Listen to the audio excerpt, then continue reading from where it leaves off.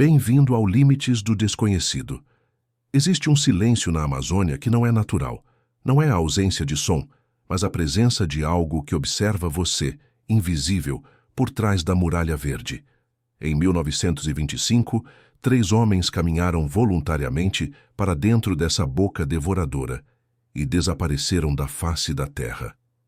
O líder deles, Coronel Percy Fawcett, não era apenas um explorador. Ele era um homem possuído por uma visão. Ele acreditava que a selva escondia o berço da civilização humana, uma metrópole de ouro e luz chamada Zé. Por quase um século, corpos se empilharam tentando encontrá-lo. O que Fawcett viu naqueles mapas antigos? E por que, em sua última carta, ele soou como um homem que sabia que estava se despedindo para sempre? Apague as luzes. O que vamos descobrir hoje pode mudar tudo o que você sabe sobre o passado das Américas. O manuscrito maldito e a obsessão Londres, início do século XX, era o centro do mundo racional. Mas a mente de Percy Harrison Fawcett operava em uma frequência diferente. Enquanto seus colegas na Royal Geographical Society debatiam fronteiras e comércio, Fawcett estava imerso em textos teosóficos e sessões espíritas. Ele não queria apenas mapear rios, ele queria reescrever a história da humanidade. A semente da sua perdição foi plantada muito antes de ele pisar no Mato Grosso. Tudo começou com um pedaço de papel esquecido nos arquivos do Rio de Janeiro. O manuscrito 512. O documento, escrito por Bandeirantes em 1753, descrevia uma expedição que, após anos vagando pelo sertão em busca de minas de prata, tropeçou em uma cordilheira brilhante. Ao escalarem os picos, avistaram abaixo uma cidade magnífica, sem habitantes, mas intacta. O relato era hipnótico. Descrevia grandes arcos de pedra, ruas largas, estátuas de homens apontando para o norte e inscrições em uma língua desconhecida que lembrava o grego antigo ou o fenício. Os bandeirantes entraram na cidade com medo. Encontraram moedas de ouro, móveis estranhos, mas nenhuma alma viva. Era uma cidade fantasma preservada no tempo. Para a maioria, o manuscrito 512 era uma fábula. Para Fawcett, era um mapa do tesouro. Ele acreditava que a Amazônia, longe de ser um inferno verde incapaz de sustentar civilizações, era o lar dos sobreviventes da Atlântida. Ele chamou essa capital oculta de Zé. Fawcett não era um acadêmico de poltrona. Ele era um homem de ação, duro como aço, treinado na artilharia britânica e endurecido pelas florestas do Ceilão. Em suas primeiras missões de demarcação de fronteiras na América do Sul, ele sentiu a vibração dessas ruínas antigas. Ele ouviu os índios falarem de cidades iluminadas que nunca dormem. Ele viu fragmentos de cerâmica que eram refinados demais para serem de tribos nômades. A obsessão começou a isolá-lo. Ele via inimigos em toda parte, rivais que poderiam roubar sua descoberta. Ele codificava suas notas. Ele parou de compartilhar rotas exatas. Z tornou-se mais do que um destino. Tornou-se sua religião. E como todo fanático religioso, ele precisava de acólitos. Ele não podia confiar em estranhos. Ele precisava de sangue do seu sangue. Ele olhou para seu filho mais velho, Jack, não como um jovem com um futuro brilhante na Inglaterra, mas como o herdeiro de sua busca. O palco estava montado. O mundo estava se recuperando da Primeira Guerra Mundial, sedento por mistério e aventura. Fawcett prometeu dar-lhes o maior de todos. Ele não sabia, mas ao traçar aquela linha no mapa em direção ao Xingu, ele estava assinando a sentença de morte de sua linhagem. Antes de entrarmos na selva com Fawcett, preciso que você faça algo rápido. Esmague o botão de curtir e se inscreva no canal. Isso ajuda o algoritmo a entender que você gosta de mistérios profundos. Comente aqui embaixo.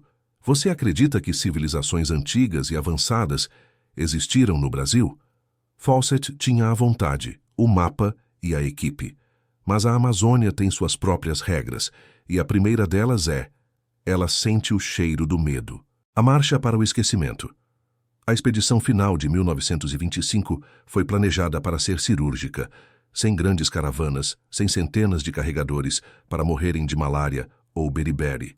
Apenas 3 homens: Percy Fawcett, 57 anos, Jack Fawcett, 21 anos, e Raleigh Rimmel, 22 anos, amigo de Jack. A lógica do coronel era fria. Uma força pequena poderia viver da terra e passaria despercebida pelas tribos hostis, ou seria vista como inofensiva. Eles desembarcaram em Santos e subiram para São Paulo, de onde pegaram o trem para o oeste, até onde os trilhos acabavam. De lá, seguiram a cavalo e a pé para Cuiabá. As fotos dessa época mostram um contraste perturbador. Jack e Raleigh parecem jovens em férias de aventura sorrindo, posando com armas. Fawcett, no entanto, tem o olhar distante, focado no horizonte, como um profeta do Antigo Testamento. A jornada até o posto avançado da civilização foi brutal, mas era apenas o aquecimento. Eles cruzaram o rio Paraguai e entraram na zona de transição entre o Cerrado e a floresta amazônica. O calor era sufocante durante o dia e o frio cortante à noite. Insetos formavam nuvens negras que entravam pelos olhos, nariz e ouvidos. Logo nos primeiros meses, os problemas começaram a aparecer. Raleigh Rimmel, o mais urbano dos 3, machucou o pé. A ferida infeccionou rapidamente no clima tropical. Ele mancava, febril e inchado, mas Fawcett não parava. A determinação do coronel beirava a crueldade. Para ele, a dor física era irrelevante diante da glória de Z. Ele via a fraqueza de Raleigh não com compaixão, mas com irritação. Eles estavam atrasando o cronograma. Chegaram à Fazenda Califórnia, o último ponto de contato com o mundo exterior. Dali em diante, havia apenas o território inexplorado do Mato Grosso. Foi ali que Fawcett tomou uma decisão que cimentaria o mistério para sempre. Ele dispensou os guias brasileiros que os acompanhavam até aquele ponto. Eles seguiriam sozinhos. Em 29 de maio de 1925, Fawcett escreveu sua última mensagem para sua esposa, Nina. A carta foi entregue aos guias que retornavam. Nela, ele escreveu a frase famosa e sinistra: "Você não deve ter medo de nenhum fracasso." Parecia uma tentativa de conforto, mas soava como um presságio. Ele também deu coordenadas vagas. Estavam no acampamento do Cavalo Morto, nome dado por ele em uma viagem anterior, onde seu cavalo morreu. Eles olharam para o leste. Diante deles estava a Serra do Roncador, uma região cercada de lendas místicas sobre portais para outras dimensões e civilizações intraterrenas. Eles ajustaram as mochilas. Fawcett verificou sua bússola. Jack olhou para trás uma última vez, e então eles entraram na linha das árvores. O mundo nunca mais os viu. Se você está gostando dessa história, compartilhe este vídeo no seu grupo de família ou amigos. Vamos fazer essa história chegar a todos os cantos. O silêncio que se seguiu não durou dias, durou anos. Mas o que ninguém sabia era que, enquanto o mundo esperava, algo terrível já havia acontecido sob as copas das árvores. O mistério se aprofunda. 1926 passou sem notícias. 1927 chegou e a ansiedade virou pânico. A Royal Geographical Society, que antes zombava das ideias místicas de Fawcett, agora estava pressionada pela imprensa mundial. Onde estava o herói britânico? A falta de informações concretas criou um vácuo que foi preenchido pelas teorias mais insanas. Médiuns afirmavam receber mensagens psicografadas de Fawcett, dizendo que ele estava vivo em uma caverna de cristal. Outros diziam que ele havia se tornado o rei de uma tribo canibal. A lenda de Z se fundiu com a lenda do homem. A primeira grande expedição de resgate, liderada pelo comandante George Dyott em 1928, seguiu os rastros deixados anos antes. Dyott era um homem prático. Ele rastreou o caminho de Fawcett até as aldeias dos índios Calapalo e Nafuquá, na região do Alto Xingu. O que ele encontrou não foi encorajador. Nas aldeias, Dyott viu crianças brincando com um colar que pertencia a Fawcett. Em uma oca, encontrou um baú de metal da expedição usado como banco. Os indígenas foram evasivos. Primeiro disseram que os cristãos, como chamavam os homens brancos, tinham passado por ali e seguido em frente. Depois, sob pressão, a história mudou. Os anciãos contaram que Fawcett havia sido imprudente. Disseram que ele insistiu em atravessar um território a leste que pertencia a índios bravos, apesar dos avisos de que seria suicídio. Disseram que viram fumaça da fogueira de Fawcett por 5 dias. E no 6º dia, a fumaça parou. Diot concluiu que eles estavam mortos. Mas ele cometeu um erro. Não trouxe provas físicas nem corpos. Ele teve que fugir da região às pressas, temendo que os próprios Kalapalo o matassem. Ao voltar para a civilização sem cadáveres, ele apenas alimentou a fogueira da esperança. Nina Fawcett, a esposa, recusou-se a acreditar na morte do marido. Ela mantinha o quarto dele intacto, esperando seu retorno a qualquer momento.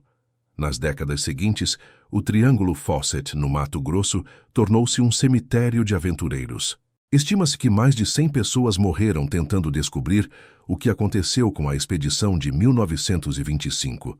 Jornalistas, exploradores amadores, caçadores de tesouros, a selva engoliu a todos com a mesma indiferença. Então, em 1951, o sertanista Orlando Vilas Boas parecia ter colocado um ponto final na história. Após ganhar a confiança dos Kalapalo, ele ouviu uma confissão. O chefe Sarilo admitiu que sua tribo havia matado os 3 homens. O motivo? Fawcett teria sido rude, não compartilhou comida, e num ato de desrespeito final teria agredido uma criança ou animal da tribo. Exaustos da arrogância do homem branco, eles o mataram a pauladas perto de uma lagoa e enterraram os corpos rasamente. Vilas Boas desenterrou ossos que foram apresentados ao mundo como sendo de Fawcett. O Brasil respirou aliviado. O mistério estava resolvido. Mas o destino tinha uma última carta na manga. Se você pudesse enviar uma mensagem para o passado, o que diria a Fawcett nesse momento? Deixe nos comentários. Os ossos viajaram para Londres como relíquias sagradas, mas quando os cientistas abriram a caixa, a história sofreu uma reviravolta que ninguém esperava. A mentira dos ossos e a verdade oculta. O Instituto Real de Antropologia em Londres recebeu os ossos com solenidade. A família Fawcett foi chamada, mas a análise foi rápida e brutal. Os ossos não pertenciam a Percy Fawcett. A altura estava errada. A densidade óssea não batia. Eram muito provavelmente ossos de um indígena que faleceu de causas naturais. O escândalo foi imenso. Vilas Boas, um homem de integridade inquestionável, teria sido enganado pelos indígenas? Ou teria ele forjado a descoberta para parar a invasão de exploradores estrangeiros que perturbavam as tribos do Xingu? A segunda hipótese é a mais provável. Para proteger os índios da curiosidade mórbida do mundo, era necessário matar Fawcett oficialmente. Com os ossos desmentidos, o mistério voltou à estaca zero. Se Fawcett não estava naquela cova rasa, onde ele estava? Novas teorias surgiram. E se ele nunca tivesse morrido? E se ele tivesse encontrado Z e decidido ficar? Relatos de um chefe branco vivendo em cavernas subterrâneas continuaram a circular até os anos 80. Mas a realidade era provavelmente mais triste e silenciosa. David Grann, um jornalista americano que refez os passos de Fawcett nos anos 2000, trouxe uma nova luz. Conversando com os descendentes dos Kalapalo que encontraram Fawcett, ele montou o quebra-cabeça final. A história oral da tribo era consistente. Os 3 homens estavam doentes, famintos e cobertos de feridas. Raleigh Rymel estava moribundo. Eles seguiram para o leste, para a terra dos índios ferozes, e simplesmente pereceram. Provavelmente não houve uma grande batalha ou uma execução cerimonial. Eles provavelmente morreram de inanição, infecção ou foram mortos rapidamente por um grupo de guerreiros que via neles uma ameaça. Seus corpos foram deixados na floresta, decompostos pela umidade, pelos insetos e pelos animais. A selva reciclou Fawcett. Ele se tornou parte da terra que tanto amava, mas a maior ironia não é a sua morte, é o que ele estava procurando. Durante décadas, arqueólogos riram da ideia de Fawcett de uma cidade na selva. Diziam que o solo amazônico era muito pobre para sustentar grandes populações. Fawcett era visto como um louco, até que a tecnologia moderna provou o contrário.